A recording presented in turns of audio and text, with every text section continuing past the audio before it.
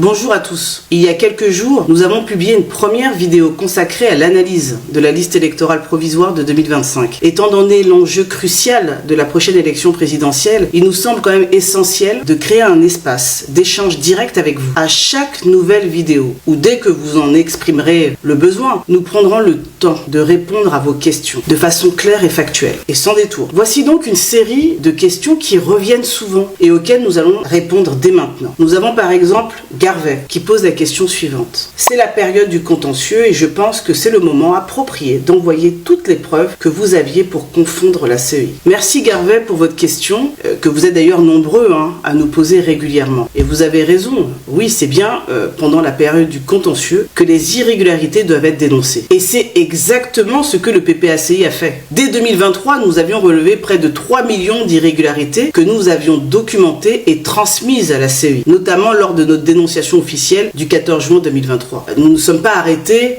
à juste faire des conférences de presse ou à vous dénoncer. Évidemment que nous avons pris le soin d'informer la CEI, nous avons pris le soin d'aller à la rencontre de la CEI, de leur remettre tous les éléments que nous avions relevés pour échanger avec elle. Nous l'avons fait. Souvent j'entends que le PPACI parle beaucoup, mais pourquoi ne fait-il pas des réclamations? Nous l'avons fait. Et la CEI ne pourra jamais contester cela, et d'ailleurs elle ne le fait pas. Elle laisse évidemment, ces partisans qui s'assimilent à ceux du RHDP prétendent le contraire, mais elle le sait, nous l'avons bien fait, et cela dès 2023. Et malgré cela, la CEI n'a rien fait. Elle a laissé toutes ces irrégularités intactes. Pire, en 2025, ces irrégularités ont doublé. Donc oui, nous avons dénoncé ces anomalies, et nous continuerons à les dénoncer, mais le vrai problème est ailleurs. La CEI refuse d'agir. Autre difficulté, même quand un citoyen veut faire une réclamation, il se heurte à un mur administratif. Prenons un exemple que vous pourrez comprendre. Imaginons que votre voisin est décédé, mais vous voyez son nom toujours inscrit sur la liste électorale. Vous voulez demander sa radiation? Très bien. Mais la mairie ne vous donnera jamais son acte de décès. C'est normal. Vous n'êtes pas un membre de la famille. Et sans acte de décès, votre réclamation sera rejetée. Le comble, c'est que la CEI, elle peut légalement demander ce document à la mairie. La loi lui donne ce pouvoir, mais elle refuse de le faire. Résultat, des milliers de morts restent inscrits. Non pas par erreur, mais par refus volontaire de la CEI d'utiliser les moyens légaux mis à sa disposition. Et puis, effectivement, il y avait beaucoup de personnes qui étaient mortes, qui sont mortes, effectivement, sur la liste électorale. Maintenant, pourquoi vous cherchez une preuve? Comment? Pourquoi vous cherchez une preuve? Merci beaucoup. Pire encore, la CEI exige que les citoyens fournissent des preuves que seule l'administration détient tout en refusant d'ouvrir un audit indépendant de son propre fichier. C'est donc un double verrou, on empêche les citoyens d'agir et on refuse de faire le travail que la loi impose. Voilà comment on fabrique un fichier électoral suspect, non fiable et dangereux pour la démocratie. Deuxième question qui nous est posée, pourquoi dit-on que la CEI ne respecte pas l'article 7 du Code électoral? Est-il facultatif ou obligatoire? Alors commençons par le commencement. Que dit exactement l'article 7 du Code électoral? Il précise que la liste électorale doit contenir les éléments suivants, et qui figurent dans le Code électoral. La liste électorale contient les éléments d'identification des électeurs, à savoir le numéro d'ordre, le numéro d'enregistrement unique, nom et prénom, date et lieu de naissance, sexe, profession, domicile, nom et prénom du père, date et lieu de naissance du père, nom et prénom de la mère, date et lieu de naissance de la mère, photo d'identité et enfin empreinte digitale de tous les doigts en code barre. Où est-ce qu'il est écrit que ces informations sont facultatives? Nulle part. Cet article est clair, précis et impératif. Il ne s'agit pas d'une liste à la carte où l'on coche ce qui nous arrange. Tous ces éléments sont obligatoires. Et si par absurdité, on considère que tout cela est optionnel, alors allons jusqu'au bout. Autant faire une liste électorale, son nom, son prénom, sans photo et sans empreinte. Autrement dit, une liste fantôme. Soyons un peu sérieux. Le problème, c'est que la CEI n'a pas respecté cette obligation. Et au lieu d'assumer, elle cherche à détourner l'attention avec des cas exceptionnels. Des enfants nés sous X, des personnes sans doigts ou des citoyens sans profession. Mais il ne faut pas se laisser berner. Ces cas sont marginaux et encadrés par la loi. Ce qui est en cause ici, c'est une faille généralisée et la décision délibérée d'enrôler massivement, sans vérification, sans recoupement, sans exigence de rigueur. La loi n'est pas une option. Elle est la garantie de la transparence et donc de la souveraineté populaire. Et c'est cela que la CEI est censée protéger, pas contourner.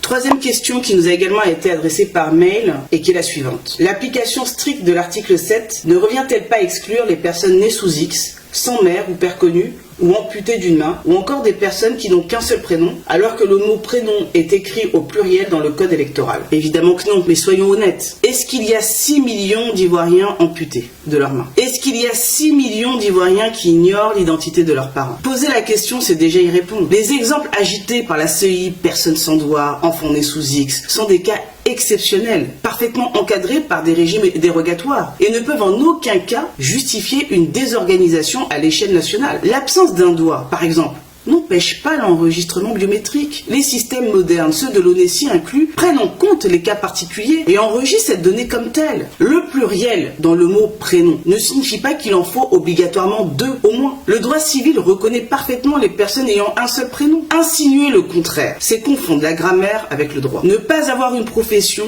n'est pas une anomalie. L'administration peut tout simplement indiquer son profession, comme elle le fait déjà dans les actes de naissance ou les bases d'état civil. Quant aux enfants, son père connu ou nés sous X, ce sont des situations rarissimes et encadrées légalement. Ils ne représentent certainement pas plusieurs millions de cas. En réalité, la CEI brandit quelques exceptions marginales pour tenter de masquer un dysfonctionnement massif et généralisé. Ce n'est pas de compassion qu'il est ici question, mais d'une absence totale de rigueur et de contrôle dans l'établissement de la liste électorale. Ce que la loi exige, ce n'est pas la perfection absolue, non, mais la transparence et le respect du droit. Et il faut le dire clairement, ce débat n'est pas simplement administratif ou technique. Il est profondément politique. Car ce qui est en jeu ici, c'est le droit du peuple ivoirien à une élection crédible, juste et conforme à la Constitution. Voyons maintenant la 4e question qui nous est souvent revenue. Pour s'enrôler, on peut utiliser la nouvelle CNI ou un certificat de nationalité. La CNI ne contient pas la filiation. Est-ce vraiment la faute de la CEI si le fichier est incomplet? Oui, c'est bien de la responsabilité de la CEI. Comme nous l'avons déjà rappelé,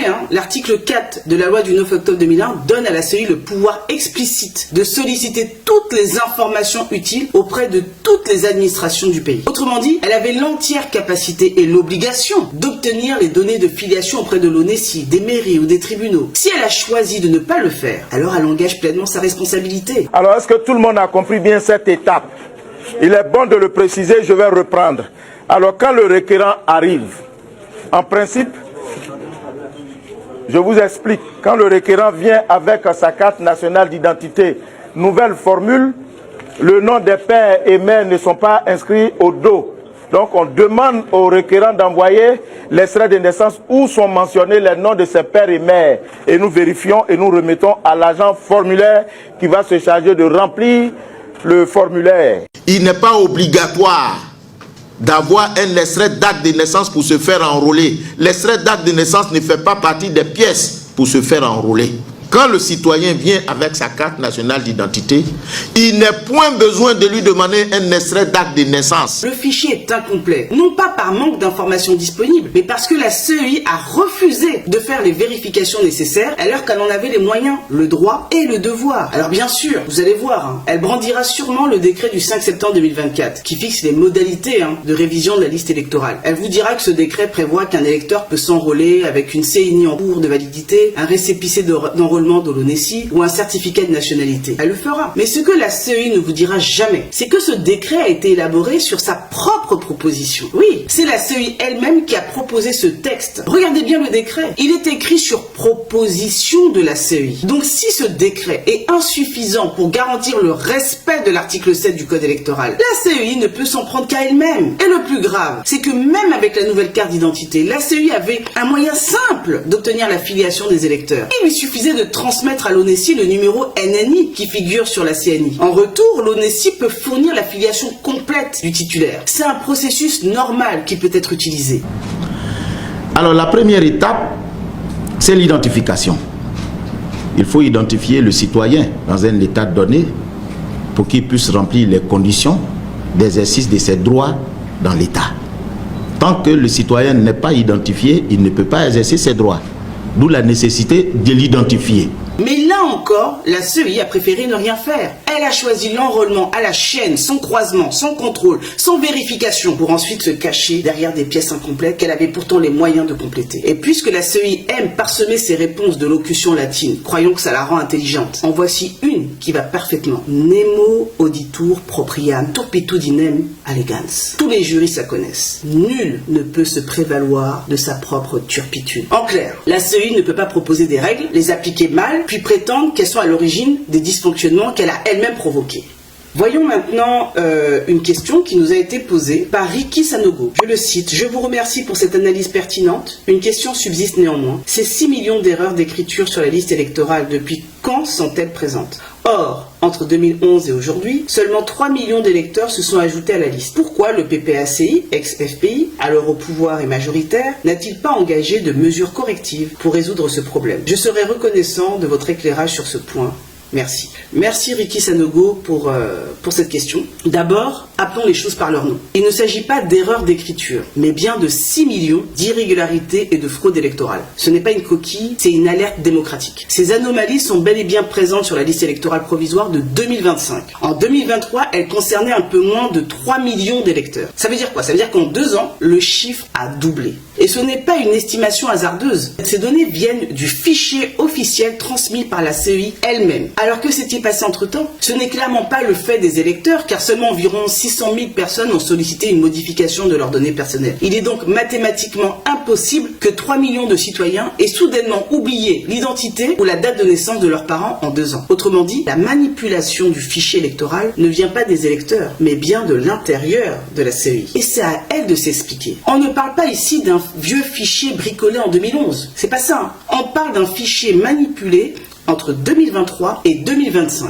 à une époque où la CEI disposait pourtant de tous les moyens technologiques, humains et financiers, notamment un budget de 27 milliards de francs CFA pour faire un travail propre et rigoureux. La commission électorale indépendante est consciente de l'importance et de la délicatesse de sa mission qui lui a été confiée par le constituant et le législateur et de son impact sur la paix et la cohésion sociale.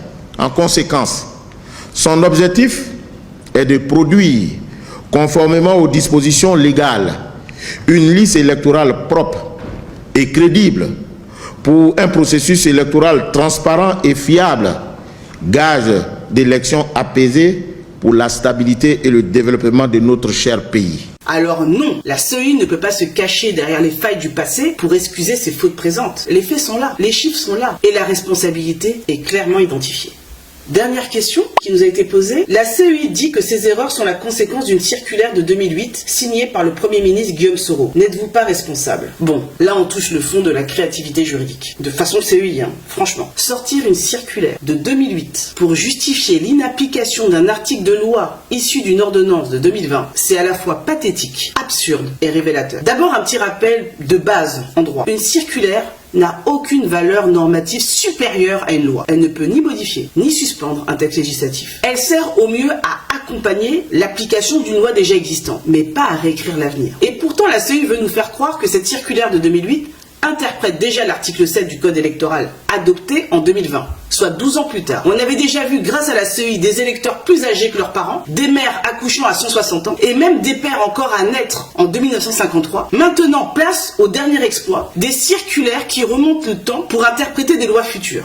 Soyons sérieux. L'article 7 du Code électoral, dans sa version actuelle, est clair, impératif et issu d'une ordonnance du 8 avril 2020. Rien dans le droit ni dans la logique ne permet de justifier son inapplication par une circulaire antérieure à l'ordonnance de 2020. Rien. C'est une tentative de diversion et elle est aussi maladroite que grossière. La vérité, c'est que la CEI cherche désespérément à justifier l'injustifiable. Un fichier électoral truffé d'anomalies, d'usurpations, de doublons, de morts et de miracles biologiques. Et ce qui est plus grave encore, c'est qu'elle tente de maquiller ses manquements en fabriquant elle-même de fausses explications via son site Alert Fake News, qui semble devenu, ironie du sort, un vrai générateur de fake news. CEF, de son côté, reste du côté du droit, des faits et du peuple, et appelle tous les citoyens à rester vigilants, pacifique mais fermement mobilisés pour exiger ce qui leur revient. Une liste électorale crédible, conforme et digne d'un état de droit. Voilà, vous avez été nombreux à poser des questions, à chercher à comprendre, à demander des clarifications,